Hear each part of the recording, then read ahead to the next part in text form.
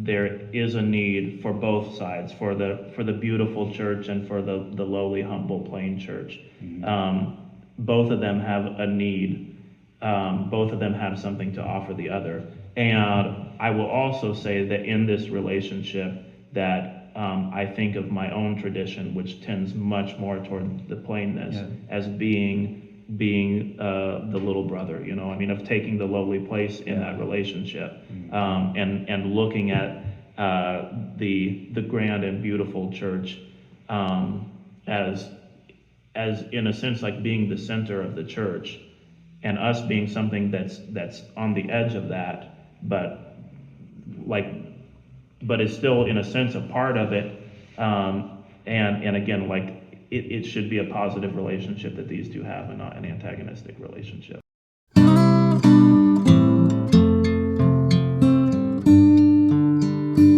Welcome to The Sacred Life. I am your host, Aaron Beachy, coming to you from Kokomo, Indiana, and we welcome you today again to the show. Today we will be discussing icons, maybe the start of a multi-part series on the subject. Definitely. Yes. But very interesting discussion to say the least, but we have again with us today John Baylor. Thank you. I hope it will be interesting. I don't know how you know it will be, because I personally feel like it's going to be really boring. David Baylor? No, don't say that.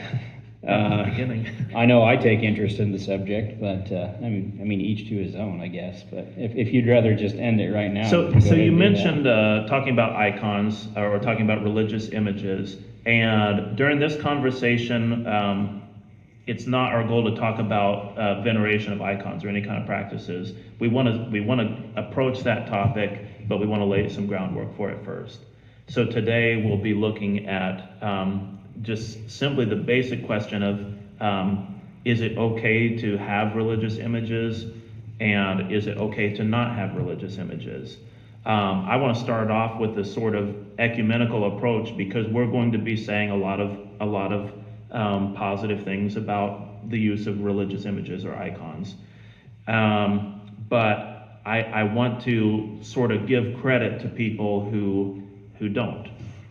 Because there would be a tendency, especially if you're in very, very high church tradition, to say, like, if you don't have religious icons, something's wrong with you.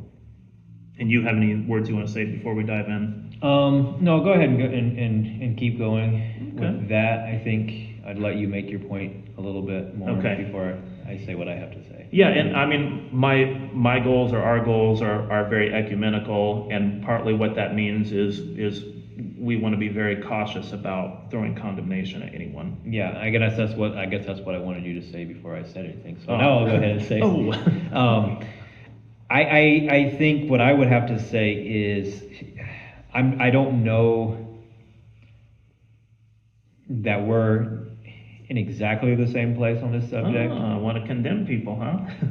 What I would say, I think John probably agrees with this, but I would say that there's something wrong with being iconoclastic, which means you think that anybody that has icons is idolatrous, or any kind of religious imagery is wrong, and you think it should be destroyed, or even actively destroy it. Like, right. There's something there's a deep theological and philosophical error at play in that line of thinking.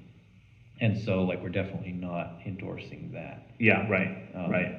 Yeah, so iconoclasm, I mean, just to define terms, if people don't know, iconoclasm, you would be destroying images because you think that they're idolatrous. Yeah. Or at the very least, like, actively teaching against their use. Yeah, just teaching that the church over there is evil because they're doing it. Right.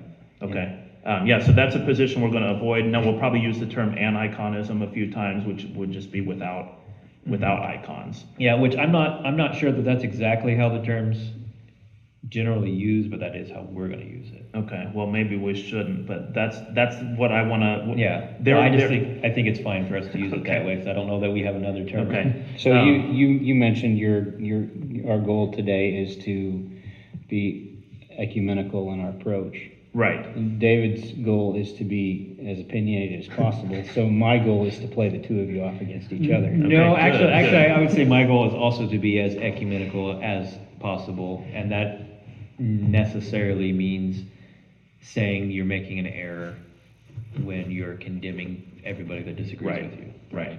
Yeah. Okay, now I'm going to get into some historical discussion here, and basically the big picture. I looked through a lot of different early sources, and I was looking at sources that are before Constantine and before the First Council of Nicaea, because people who are opposed to icons or people who are opposed to veneration of icons, a lot of times will hold that as being like a major turning point in history. In some ways it is a major turning point in history where anything written after that time is suspect. But the things before it, generally we can rely on that. Those are just a few generations after the apostles, and they might say that's before the church was corrupted by its entanglement with the state or whatever. So a lot of people on whatever side of the issue will say we can trust those first 300 years of Christianity, but after that, right. So I just was looking at those early sources, and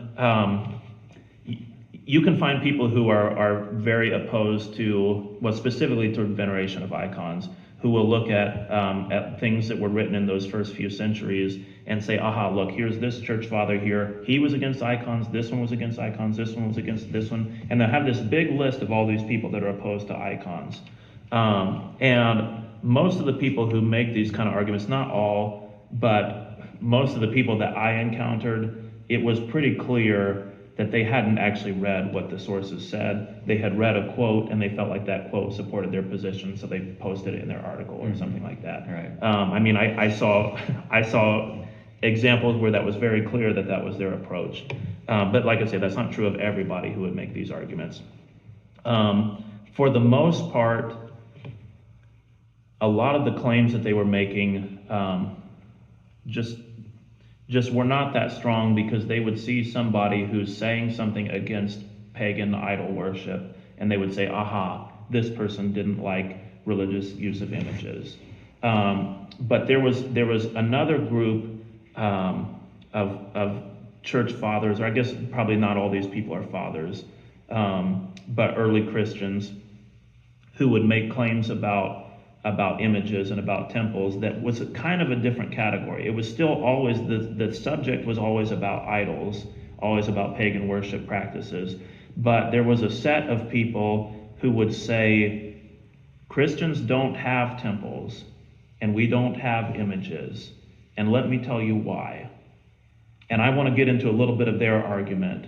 And I will also say specifically that these people came from Alexandria, and that would be Clement of Alexandria, and that would be Origen, who was following in his footsteps. I mean, they were kind of part of the same tradition. And then this is also in and around Carthage. And so you'd have Arnobius and Lactantius. Tertullian is also from Carthage. He's a little different. I don't know if I'm going to bother with Tertullian, because he seems very inconsistent in what he says. So Right. we might address him a little bit, but I couldn't figure out exactly what to make of him. Yeah, I think we should inject here that we would put Origen and Tertullian both in the category of not church fathers, who you look to as examples of sound Christian teaching. Yeah, but an Origen especially, but Tertullian really. I mean, those guys are major figures and extremely influential on future Christians. Right. But it is true that for other reasons unrelated to their views on religious images, that they are kind of approached with caution, sort of people. And actually, I think some of that will come through. I'm still going to include Origen. I'm probably just going to quote Clement and Origen here.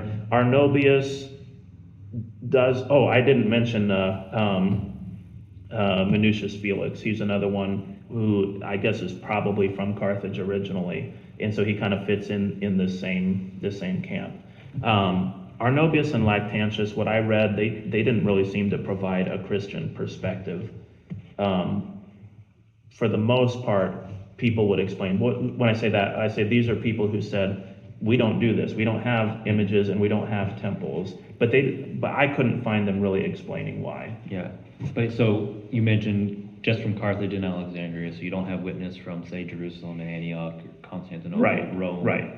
Are the other major centers Right, of right. early Christianity. Yes. Right. Yeah, so that's why I mentioned the cities, because here in these two cities, and those are like, Carthage is like the center of North Africa on the Mediterranean, but right in the center, east to west. And then Alexandria is like the far east, still kind of North Africa, it's in Egypt. But we were just about to get into the corner, go around and be in the Middle East, but we're talking about Africa here. And there you'll find people making this claim: Christians don't have temples, they don't use images, but yeah, thank you for clarifying. In all those other places, you don't find that same claim. You will find people saying pagans shouldn't worship idols, and some people will count those arguments as Right. being therefore Christians shouldn't have images or shouldn't venerate them. Although we'll talk about veneration in a later. Well, so it is.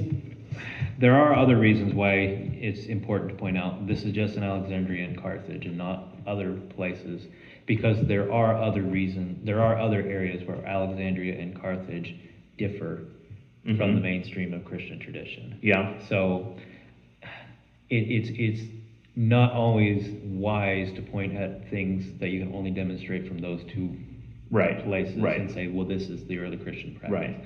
So like, especially in the case of Alexandria, there are instances where there's things that are going on in Alexandria that are well outside of the norm. Yeah. Okay, so I want to look at a few of these, but like I say, my approach is going to be kind of ecumenical. I want to see not are these people giving us a rule that we should have images or not having images. I want to see why do they say that Christians don't have these things, and they don't say that they shouldn't have these things, as far as I could tell. And I was reading their relevant work, but I was also looking at other scholars or pseudo scholars who would send me in the right direction. Anyway, I'll just jump into this, and I'll start with Clement of Alexandria, and then I'll look at Origen. I'm not sure that I'll quote any of the Carthage or near Carthage people. Okay, so Clement of Alexandria, book 5 of the Stramata. He says, since Moses does not circumscribe within space him that cannot be circumscribed, he set up no image in the temple to be worshipped, showing that God was invisible and incapable of being circumscribed. And right off the bat, something that jumps out to me in this is that he is immediately saying, this is a symbol. If we don't have temples, that is a symbol, and it symbolizes something about the nature of God. Right. Which, to me, is significant when you talk about the use of religious images.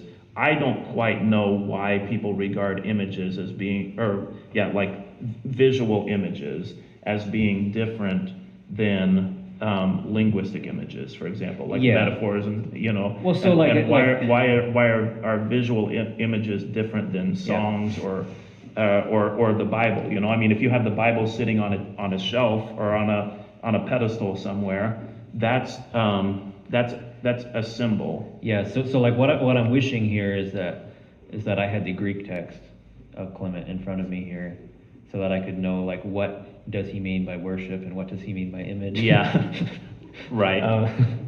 Because what immediately comes to mind is there's nothing said in that statement that any of the iconic or iconodual churches would disagree with. Right. Yeah. Okay. So the lack of images in my language is itself an image, and what it is an image of is that God is invisible and incapable of being circumscribed. Which John of Damascus would actually make exactly the same point in his defense of icons. It's like, you can't circumscribe God, and so for that reason we don't have an image. Yeah, bring him in later though, because part of what we want to do with this discussion is show that what these people say, it all fits in with what the iconoduals will say. Yeah. Even though they're saying we don't use images, This is all like nested into that broader tradition. Yeah. Okay, so he goes on, and somehow leading the Hebrews to the conception of God by the honor for his name in the temple. Sorry, that was the continuation of the previous sentence. Further, the word prohibiting the construction of temples and all sacrifices intimates that the Almighty is not contained in anything by what he says, and he quotes Isaiah 66 here, 66:1. What house will you build to me, says the Lord? Heaven is my throne. Now he does make this comment, and this is part of the reason why I go to this quote. He does say, in his interpretation, the word prohibits the construction of temples and all sacrifices. Now, again, this is not something that the broader Christian tradition is going to disagree with. Mm-hmm. I pointed out because he says the word prohibits the construction of temples, and then he also includes sacrifices. So he's thinking of the temple not as being a church building. I don't think that's what he's thinking. I think he's thinking of a temple as a place where you make pagan sacrifices. Yeah. And so that's why he says we don't do that. We don't make temples. Right.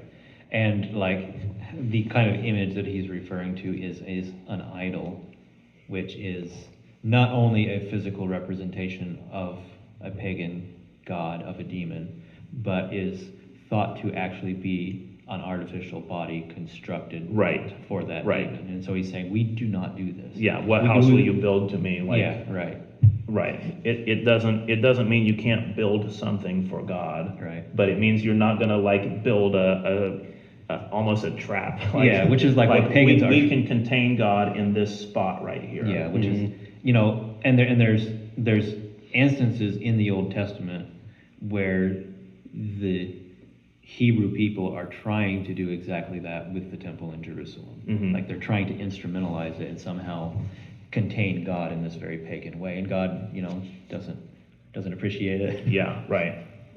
So is it fair to say that he's writing about this because the culture in which he is living is has very deep roots in pagan practices? Well, he's- yes, he's- definitely, yeah. He's living in a time when Alexandria is still a pagan city. isn't This he? is about 200 AD. Yeah. I mean, we're pretty early then. Yeah, Right. um, He's firmly nested in pagan culture. right. And surrounded by pagan sacrifice. Right, and again, all these early people that people will point at and say, oh, look, this guy didn't like images, all of them are talking about they don't like the pagan idols, which again, it has to do with this idea, they don't like something that people regard as being able to contain God. Yeah. And the argument is because Yeah. you cannot contain God. Which is the language from the first sentence about God being circumscribed. That Right. means God is contained. Right, And they're saying, no, you can't do that. right. It's not possible. Yeah, and well, basically this time, from slightly after, we've got churches actually, in Jordan maybe is the early one, churches that are nearby this area right here. Like we actually do know that people were consecrating places as churches, really shortly, at least really shortly after this was written. But Probably he says we're not setting up an image in the temple, and we've kind of laid out what that Yeah. means specifically. But part of the reason I wanted to go to this was just to say that the philosophy he's espousing here is really good. I mean, independent of the argument he's making about images, like this is, I think this is essential to Christianity. Not only can you not circumscribe God in a building or an image, but like in your mind, you can't wrap your mind around God. You can't comprehend. You can't express what is the nature of the Almighty. And so that's really what he's saying in the passage here. Yeah, and I think it's essential. What he's saying is essential to Christianity when you understand what he's actually talking about. Right, yeah. When you understand what he's addressing. Right. Okay. Then I'll jump over to Origen, and we'll see similar claims. I guess I didn't have it like word for word where Clement says we don't do this, but you kind of get that impression that that they don't have these practice of we talked about the temple, but of the physical things. We'll just say that you might see in a Catholic church or an Orthodox church. It sounds, in the broader work, it does kind of sound like he's saying we don't have practices like that, even though we do have archaeological evidence that shows, well, some people somewhere in the Christian world did. And not terribly far away from him. Okay, so then I'm going to jump over to Origen, and both these guys were from Alexandria. This is about 248 AD. What's that? Can I real quickly ask what's the origin of these statements that you're about to read? Contra Celsum, book 8. Thank you for asking. Pun intended. That's a horrible joke. But what many people might think too. Anyway. All right. Should I say Celsus? You say however you want. All right, I'm going to just go with Celsus. Celsus then proceeds to say that we shrink from raising altars, statues, and temples, and this, he thinks, has been agreed upon among us as the badge or distinctive mark of a secret and forbidden society. So this contra Celsum, or against Celsus, he's responding to a work by a pagan writer, and this pagan writer has said the Christians don't make altars, they don't build statues, they don't set up statues, they don't have temples. And Celsus said the reason they do this is because they're a secret society, and having no images is sneak around. Yeah, but also the badge or distinctive mark. So again, there's this idea that not having these things is itself a symbol. Okay.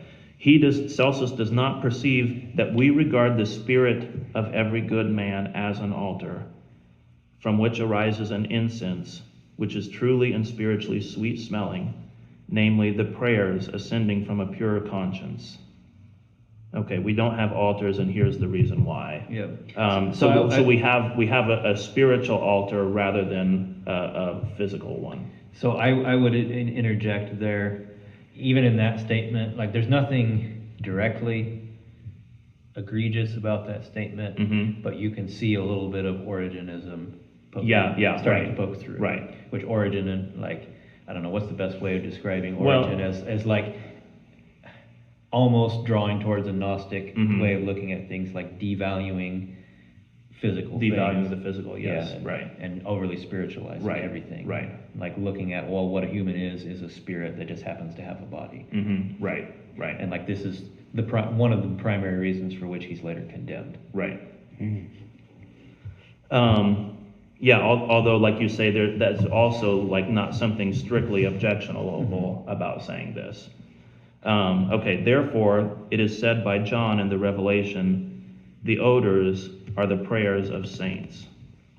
The incense is the prayers of saints. And by the psalmist, let my prayer come up before you as incense. And the statues and gifts which are fit offerings to God are the work of no common mechanics, but are wrought and fashioned in us by the word of God, to wit, the virtues which we imitate the firstborn of all creation. So the same spiritualization of physical things. We don't make statues, we don't make gifts. Instead, we have virtues in which we imitate Christ. And the way that we live out Christ is a statue of Christ, in a sense. Yeah. So what goes on in Origen is like the complete allegorization of basically everything, right? Which the rest of the church does not go along with. Right. So, well, in some ways they do. I mean, so like... not with the complete allegory. No. But Origen is also an important source for like the different modes of interpretation of Scripture. And so like he'll give the allegorical, which I think later kind of splits off into typological and eschatological. But in him, I think those are both kind of combined into the allegorical interpretation. But it's like a definitive mode for interpreting Scripture that the whole church after Origen, and before. I mean, you see allegorical interpretation happening in the text of the Bible itself. but it's still something that kind of gets associated with him, and it's allegoricalization, it's spiritualization, and the whole church accepts that. So there are, like, he can move in this direction in ways that everybody accepts, and then he can also move in this direction in ways it's like, You went a little too far there. getting on shaky ground now. But it does have to do with, as you mentioned before, that devaluing of physical reality in the body. Yeah, which, just to interject, the reason this becomes an issue is because it's ultimately seen as a denial of the reality of the incarnation of God and the goodness of creation, Mm-hmm. Yeah. which are both important points in Christianity. Although, look, he's going to say something nice about bodies here. He says, we do refuse to build lifeless temples to the giver of all life. Let anyone who chooses learn how we are taught, that our bodies are the temple of God. Mm-hmm. So again, the same basic argument. We don't do these things, and there's a reason why we don't do these things. And the reason, what he says is our lives and our bodies and the way that we live our lives, these are the statues.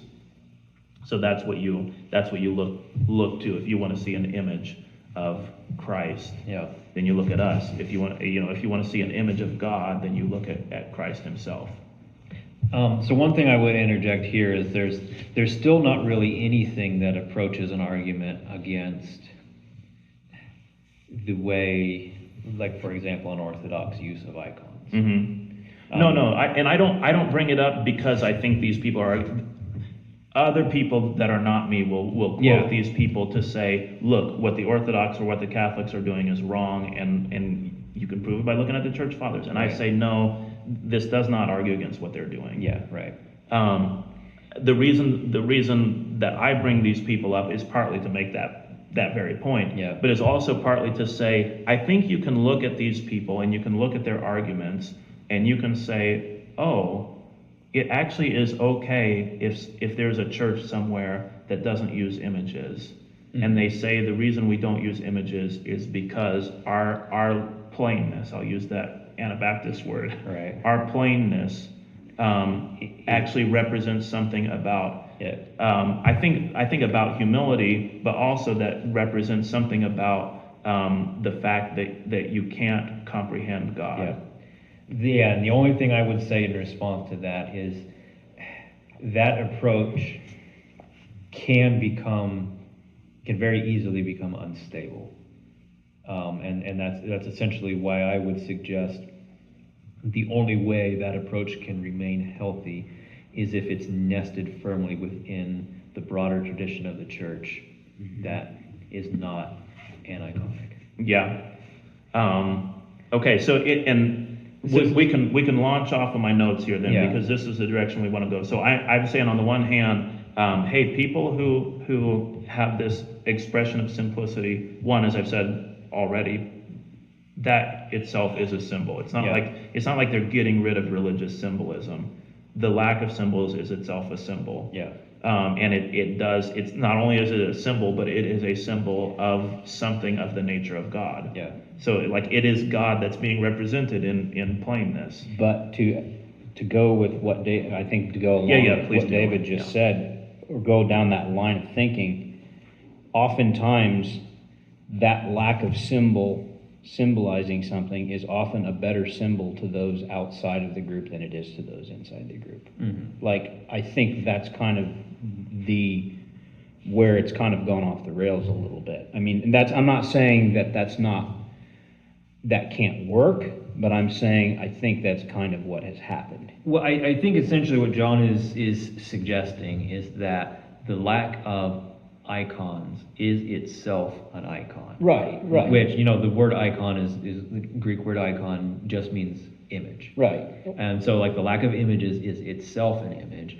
And what I'm adding to that conversation is that that's potentially fine. The problem is you need to be careful of what it is exactly that you're imaging. Right. What you're being an icon of. And well, and that's what I'm saying. Right, is you that, can very easily image the wrong thing. Yeah, especially amongst the group that's supposed to be participating in it. Yeah. Like I would say that people on the outside looking in at Anabaptist, one of the first things you will hear them say is, "Wow, you guys do a really good job of demonstrating the humility of, or demonstrating the humility of Christ or whatever." Right. And for us on the inside, it's like looking at it and kind of saying, "Yeah, That's what you think. yeah, that's what you think," but maybe a lot of us don't feel that or don't see it being, don't see any utility in that or any practical living of it, I guess you could say. Well, so like you have the you're living it out as a symbol, but you're not Yeah. living it out as an actual way of Right, being of being, and relating. You're not finding meaning and purpose in it. Yeah. Maybe that's a good way to Yeah. put it. And I guess essentially what I'm suggesting is, in order for this dynamic to be healthy, like let's say we have our group, it's not iconoclastic, like it shouldn't be. Unfortunately, it often becomes that, where people who don't have icons do so out of, I would say out of fear, like out of a fear of violating the Old Testament commandments against idolatry, and then impose that. Like there are even cases in history of like Baptists coming into contact with Orthodox people and destroying their icons because they think, oh, well, we got to destroy this. This is idolatrous. Like, oh, get rid of it. Like, no, that's wrong. Like and we'll get into probably a different discussion on a different video of precisely why that's Okay. wrong. So what we're talking about, what are the bad things that your plainness or your lack of images can represent? And one thing, what you're saying is, well, it can represent that people that aren't like this are wrong and they're idolaters. Yeah, right. It can represent that.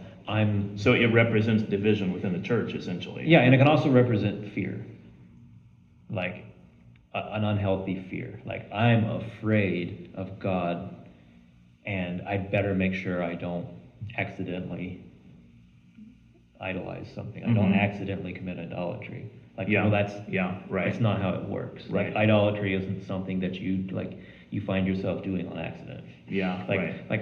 Oh, I put a picture of Jesus up in my house and then I accidentally committed idolatry. Like, no, that's not how it works. Or you pull an old spoon out of your drawer that has a cross on it or something, and like, oh no, this whole time. So what David just said is very important for people to understand how paganism has been totally pushed out of the world so much. Like we don't even grasp what it actually meant. Like we have this thing nowadays where we think that it means like what he just described is that it's hiding under a rock and it's going to get you. Yeah, it's like how what pagans were doing is they were sneaking into the churches and painting images of Christian things and tricking the Christians into becoming pagans. It's like that's not how it works.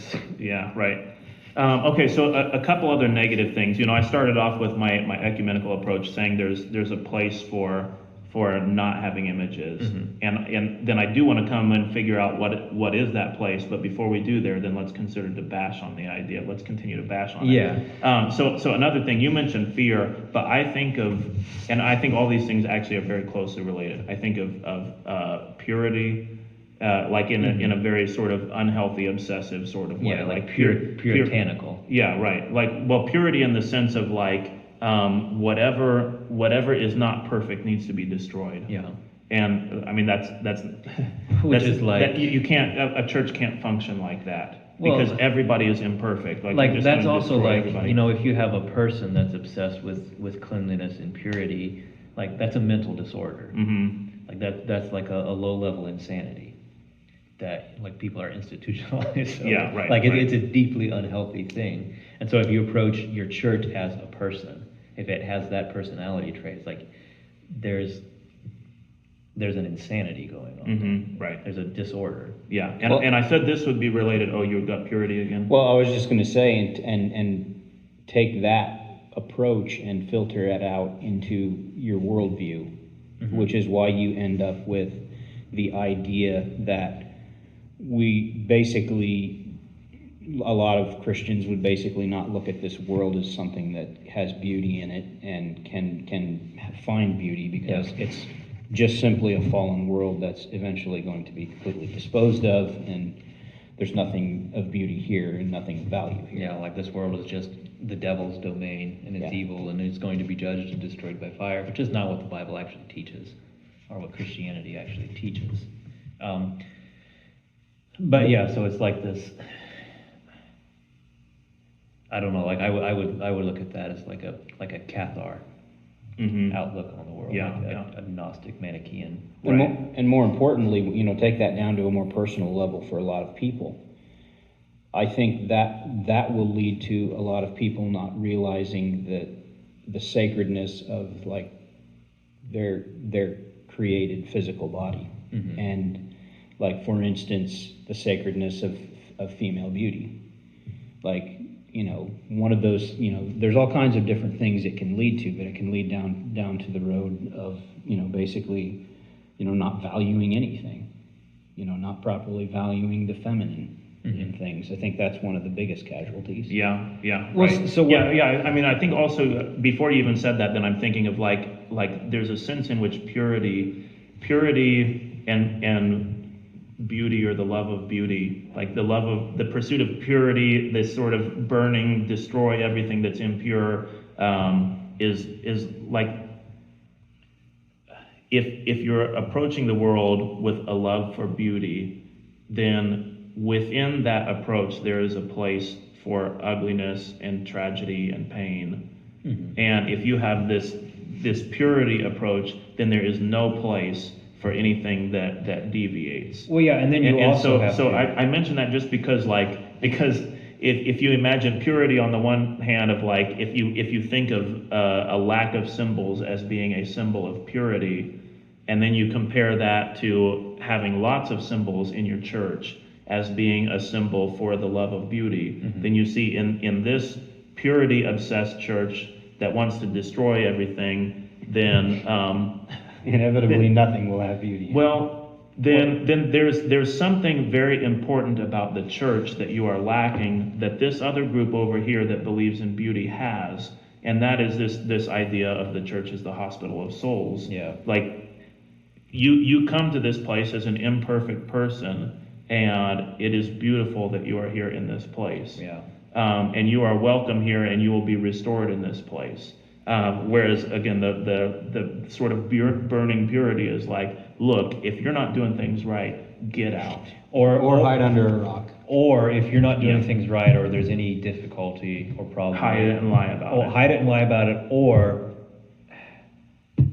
it's because there's something wrong with you, and we need to figure out what's wrong. Like this is what often happens. Those that destroy beauty will ultimately turn around and start destroying each other for this very reason. That like, well, there's an impurity in your life, and we've got to deal with that.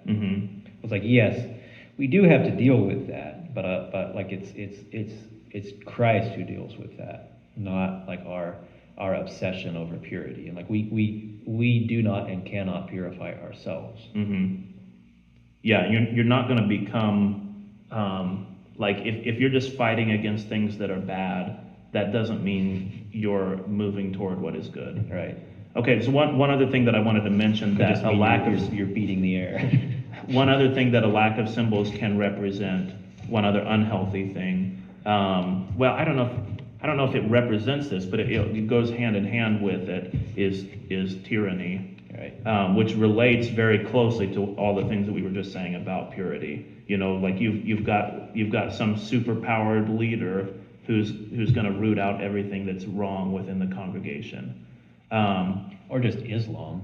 Yeah, Like right. Islam is a tyrannical religion. Islam means submission, and it's like Islam is like this tyrannical pursuit of purity. And like Islam is also famously iconoclastic. Yeah, right.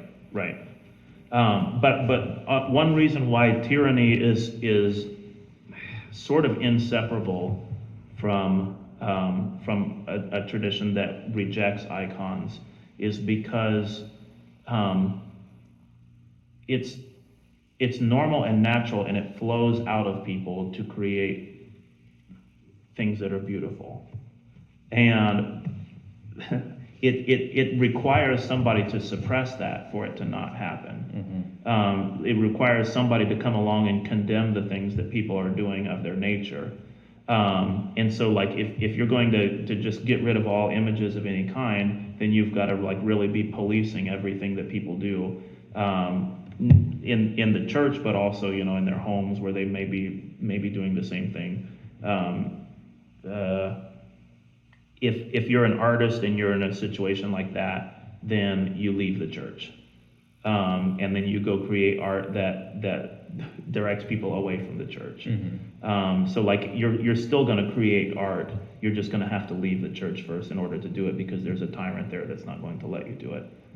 Okay, so anything anybody wants to add on these negative symbols of purity or of lack of images?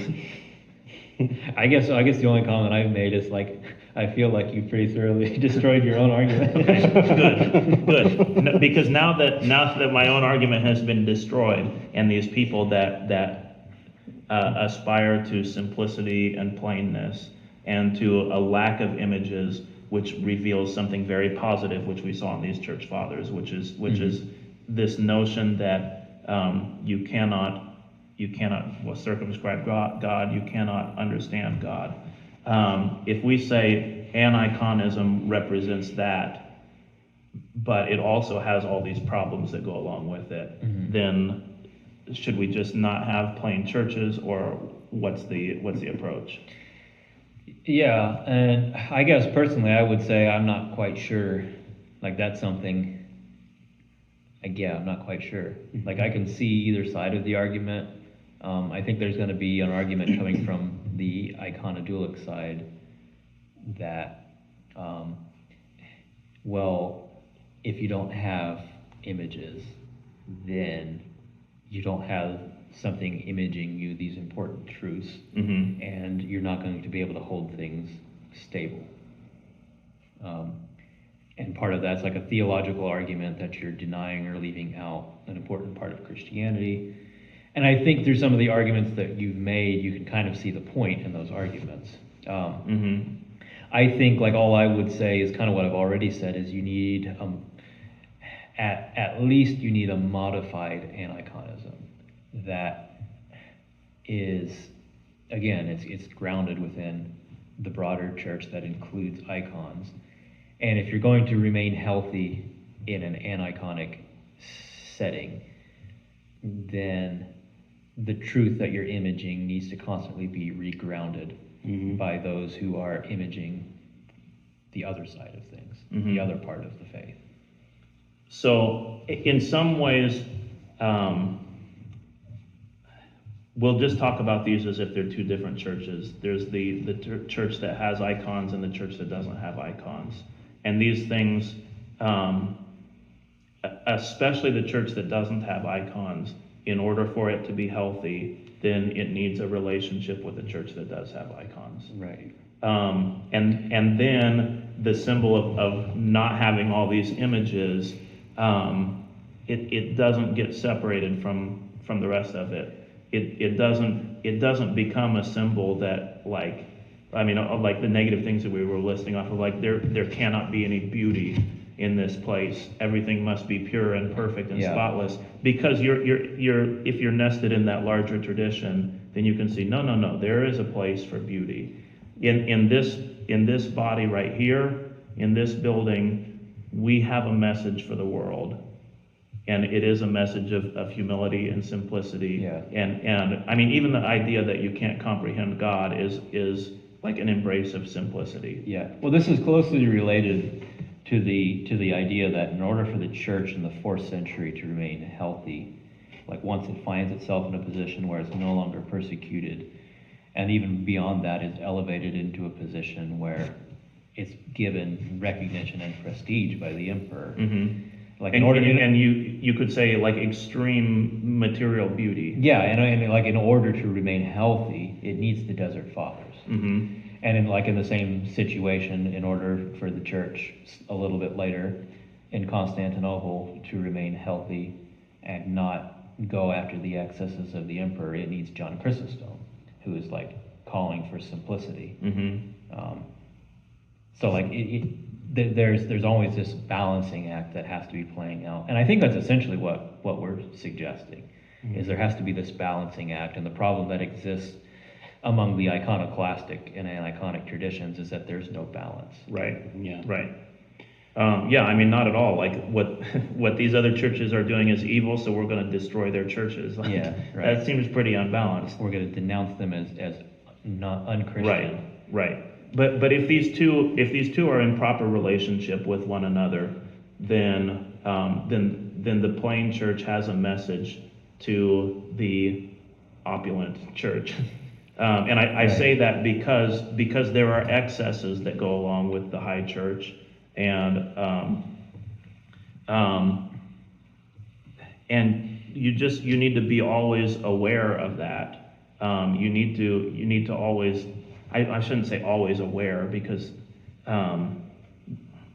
but you do need to be aware. You do need to know there's a risk that I can put my faith in the wealth of the church.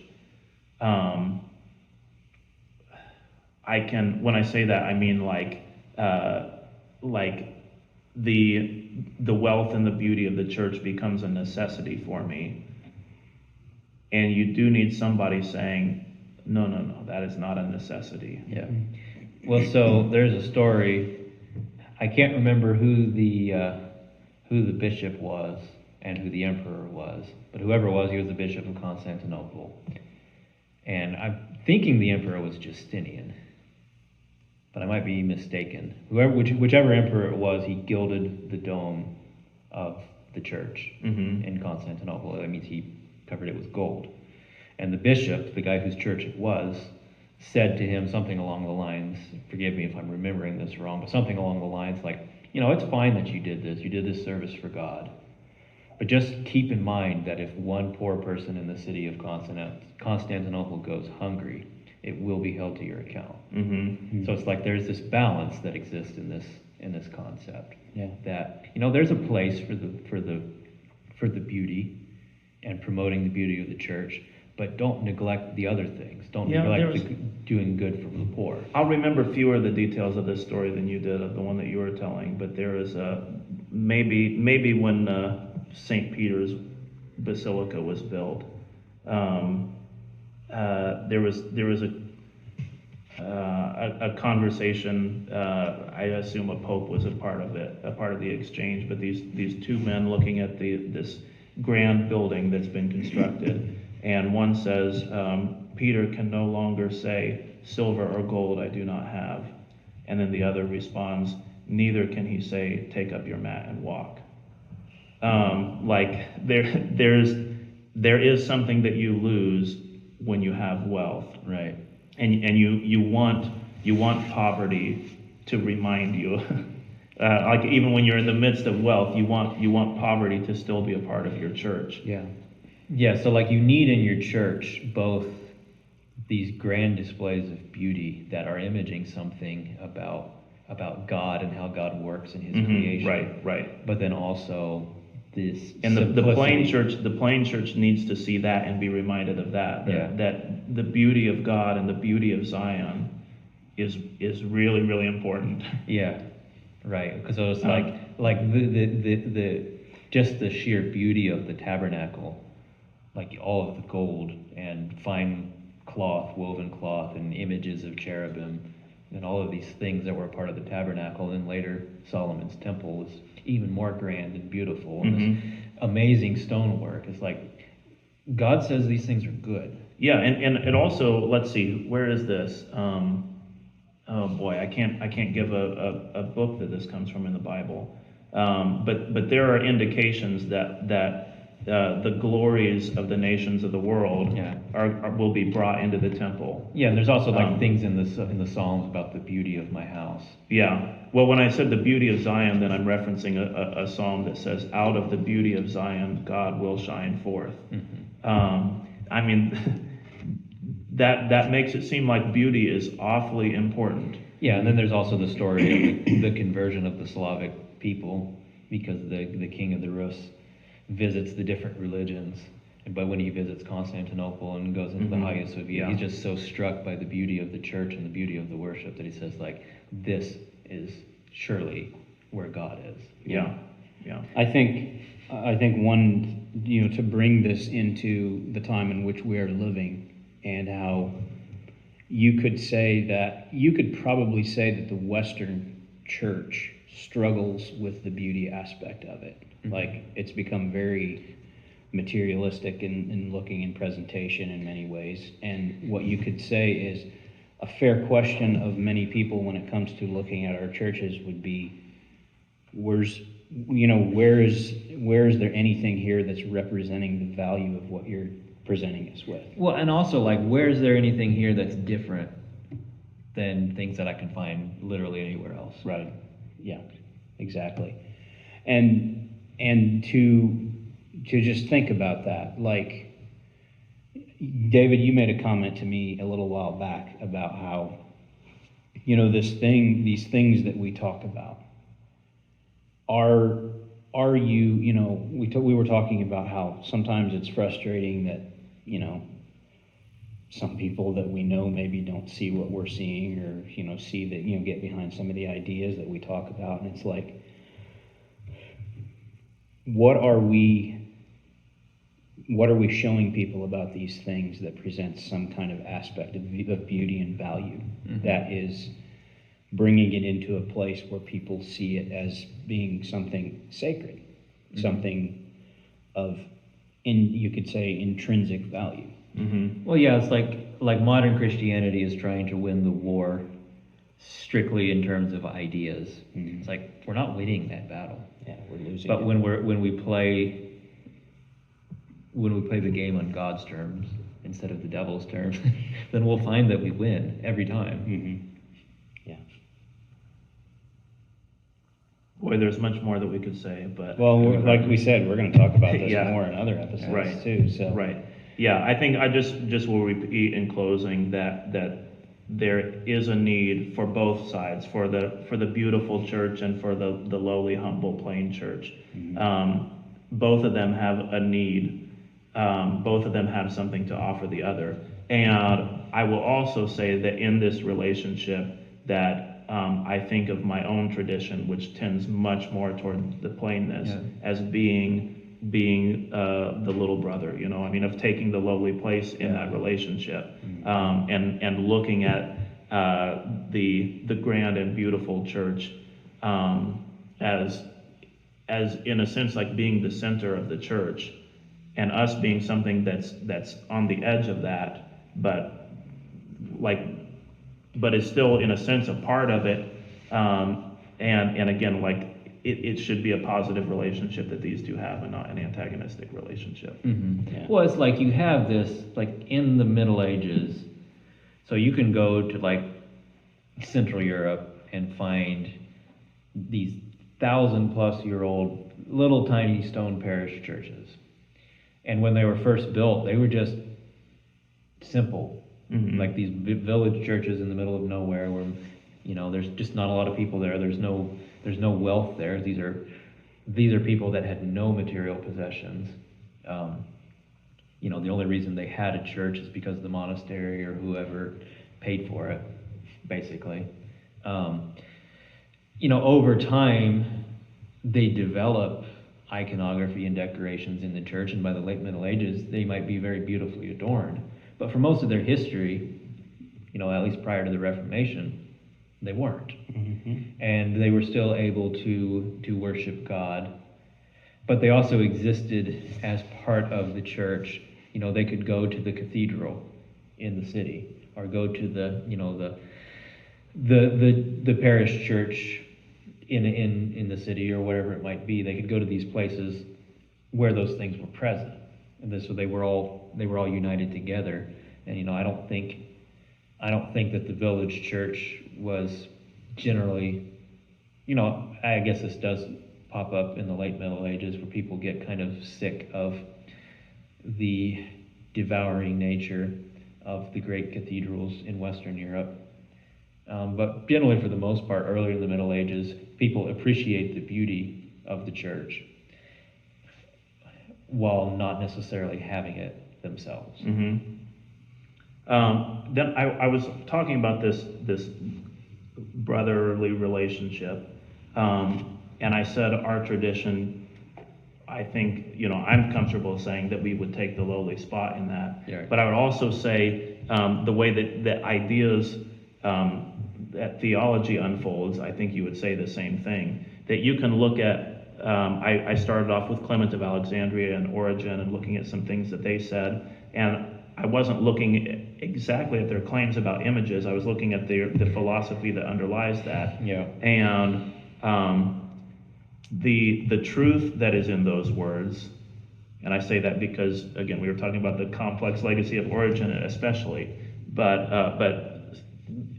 the things that he had to say that were true, those things are contained within John of Damascus, Yeah, and within the theology of the Orthodox Church broadly. But like in the theology of Christians who embrace icons, they contain what these people had to say. Mm-hmm. Right. But it doesn't actually work the other way. What these people had to say doesn't contain what John of Damascus said. Right. The church that steps away from icons is not big enough that it can wrap its arms around all of Christianity. Yeah, And, so and it's- again, I think it has an important. Well, it's I don't kind think of- that means you give up on it. It's kind of but like you, what's you going to accept happen. the lowly place. That's kind of what's going to happen if you like go after just one or two teachers in general. So like you can make the case that this is kind of what happens in the West, is that they just completely follow Augustine at the expense of everybody else, and so they cut off a lot of important parts of the Christian tradition. Well, yeah, I'm not really so much making a point about individual teachers. Yeah, even I know, I'm pointing but- at a couple people, but I'm saying there's a tradition that can contain all of this, and our tradition doesn't contain all of it, Mhm. but it has something very important to say. I mean, I've It frequently doesn't- referred to Anabaptism as being like a poem. Yeah. And I don't compare it to like a sprawling novel. Yeah. Like it's one little thing, and at its best, it's very lovely and Yeah. very beautiful and very valuable. But it's not pretending to be the whole of Christianity. And Yeah, that's it. and you like you and your tradition don't have to contain the whole of everything, as long as you're nested with and in communion with the church that does. Mm-hmm. I think is how I would look at it. Yeah. That's an important thing to understand. But when you put yourself outside of communion with that, and even deny it and condemn it, then you cut yourself off from a great deal of what is true and beautiful. Yeah. Okay, bring us on home, Aaron. Well, yeah, I think that's a good place to summarize and kind of close off this part of the discussion about icons and things like that, beauty in the church. Tell us what you think about this. Give us, your insights, or not insights, but things that you've learned from reading. If there's church fathers that you've read about, their talks or thoughts on these subjects, talk about them down below in the comments. It's a good discussion to have, and I like that it led from just strictly talking about icons to the subject of beauty and things like that, because I think that, after all, is what it's supposed to represent. And the idea that there is supposed to be beauty coming from the church is an important thing. And it's good for us to remember that as followers of Christ. Like I said, participate in this discussion. Like, comment, subscribe. And we thank you again for joining us today. We thank you for participating in this, and we wish you peace in Christ.